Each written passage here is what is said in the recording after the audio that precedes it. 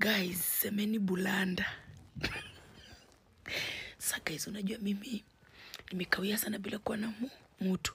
Sasa mimi nimekutana na mtu juzi guys. Si ati kitambo. Hata tujakaa 2 weeks. Sasa unajua mimi nilikuwa nimezoea kukaa tu peke yangu. Unajua tu yani mimi tu na maisha yangu. Sasa kumbe nimesahau kumtext tangu juzi.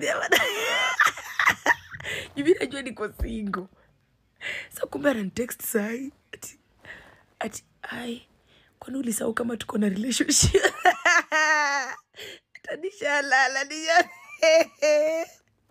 Bulanda.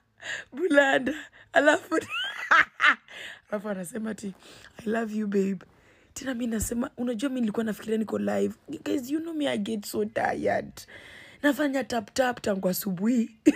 Nikasahau kumtext. Sasa saa hii tena akasema ati I love you so much. Me, I thought ni watu wangu wa live vile wanasema I love you so much. Akasema thank you so much, God bless you. Bulanda. Nimemjibu ati thank you so much, God bless you. Akazile za ati God bless me. Bulanda. Akia Mungu. Guys, kumbe mtu anaweza sahau. Nilisahau kwa romantic.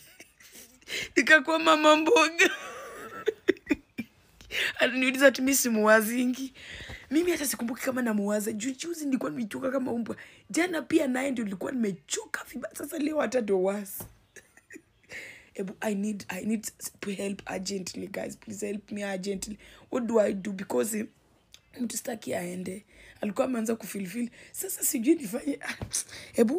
What do we do urgently? Please, I need the answer.